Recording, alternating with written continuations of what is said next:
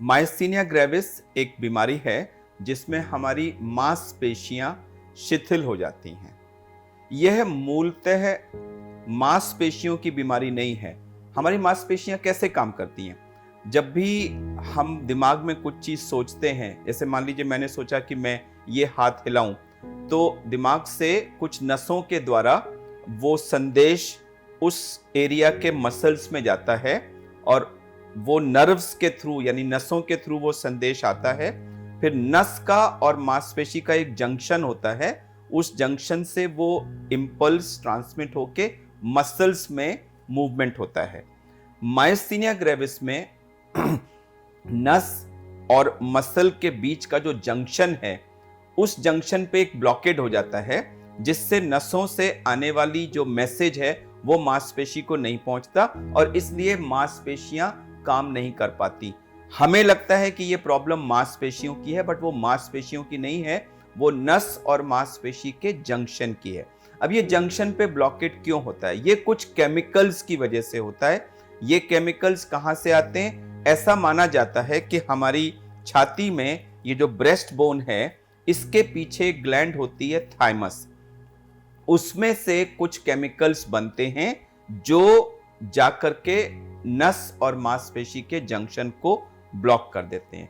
तो myasthenia gravis न nerves की बीमारी है, न मसल्स की बीमारी है। ये नर्व और मसल के जंक्शन यानी न्यूरोमस्कुलर जंक्शन की बीमारी है, जिसमें न्यूरोमस्कुलर जंक्शन पर कुछ केमिकल्स की वजह से ब्लॉकेड हो जाता है और वो नर्व इंपल्स ट्रांसमिट नहीं हो पाती, और ये केमिकल्स थाइमस ग्लैंड में से बनते हैं। थाइमस ग्लैंड हमारे बचपन में इम्यूनिटी डेवलप करने का काम करती है और प्राय 12 से 14 साल की उम्र तक काम करके ये ग्लैंड एक तरह से डिस्ट्रॉय हो जाती है, एट्रोफिक हो जाती है और अडल्ट्स में ये ग्लैंड नहीं मिलती। कुछ लोगों में कुछ कारणवश, और ये कारण अभी कोई नहीं जानता विश्व में, उस ग्लैंड में फिर से एक्टिविटी होने लगती है, कुछ केमिकल्स बनने लगते हैं और वो केमिकल जाके न्यूरोमस्कुलर जंक्शन को ब्लॉक करके मायस्थीनिया ग्रेविस बीमारी कॉज करते हैं। मायस्थीनिया ग्रेविस के लक्षण बहुत वेरीड हो सकते हैं। जो सबसे कॉमन सिम्टम देखने को मिलता है वो होता है जब आंख के मसल्स वीक हो जाते हैं तो हमें हर चीज दो दिखने लगती हैं, जिसको हम लोग डिप्लोपिया कहते हैं।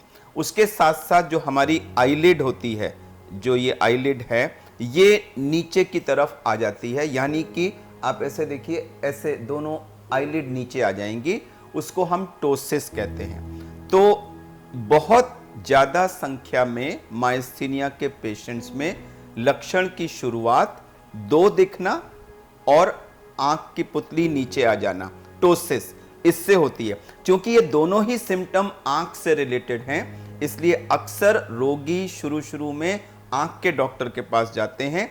कईयों का वहां महीनों तक इलाज चलता रहता है, कईयों की कभी कभी सर्जरी भी हो जाती है और बाद में पता लगता है कि एक्चुअली ये तो मायस्थीनिया था। इसके बाद में जैसे जैसे इसको हम लोग ऑक्यूलर यानी आंख तक सीमित मायस्थीनिया कहते हैं। जब ये मायस्थीनिया और ज्यादा बढ़ता है तो इसमें सिस्टमिक यानी हमारे शरीर में सिम्टम शुरू होते हैं, जिससे हाथ पैर में कमजोरी आ जाना। तो जब रोगी सुबह उठता है तो ठीक होता है, लेकिन दोपहर होते होते उसमें हाथ पैर में कमजोरी आने लगती है, आप चल नहीं पाते। अगर आप कोई चीज़ कंटिन्यूसली करें, जैसे रोटी बेल रहे हैं, तो वो फिर कुछ दिनों के बाद वो हाथ में शिथिलता आ जाती है। कोई आपने कप वगैरह पकड़ा तो आपके हाथ से छूट जाता है, ऐसा होता है। जब बीमारी और बढ़ती है तो हमारे जो च्यू करने वाले चूइंग मसल्स हैं, उनमें कमजोरी, तो खाना चबाने में कमजोरी आ जाती है, खाना निगलने में दिक्कत होती है, खाना वापस नाक में आ जाता है।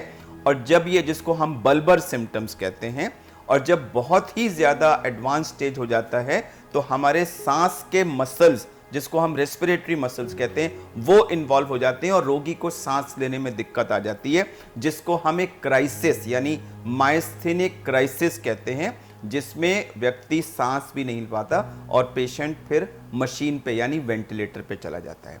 तो मैं रिपीट करूंगा, दो दिखना यानी डिप्लोपिया, पुतली नीचे आ जाना यानी कि टोसिस, हाथ में, पैर में, शरीर में कमजोरी, चबाने में दिक्कत, खाना निगलने में दिक्कत, खाना नाक के थ्रू वापस आ जाना जिसको नेजल रिगर्जिटेशन कहते हैं, आवाज में मैं जा रहा था इस तरह का नेजल ट्वैंग आ जाना, और फाइनली रेस्पिरेटरी मसल्स का इन्वॉल्वमेंट होकर के सांस ना ले पाना यानी कि माइस्थेनिक क्राइसिस। ये पूरा रेंज ऑफ सिम्टम्स देखने को मिलता है। कई मरीजों में केवल गर्दन में कुछ प्रॉब्लम होती है, जैसे पेन हो गया, गर्दन के मसल शिथिल होने की वजह से उन्हें गर्दन में पेन होता है, और अक्सर यह सर्वाइकल स्पॉन्डिलोसिस मिसडायग्नोज हो जाता है।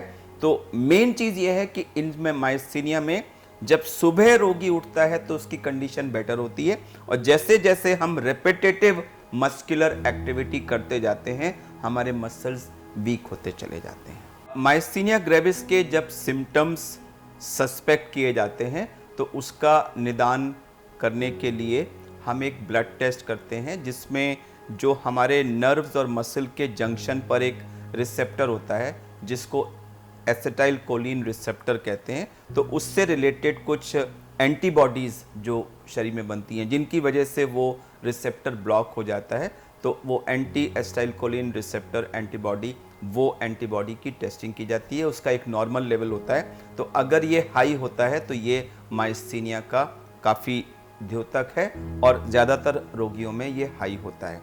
उसके बाद एक टेस्ट होता है जिसे हम RNST यानी रेपिटेटिव नर्व स्टिमुलेशन टेस्ट कहते हैं। इसमें एक पतली सी सुई नर्व मसल्स के अंदर डाल करके नर्व को बार बार स्टिमुलेट किया जाता है और मसल का रिस्पॉन्स देखते हैं।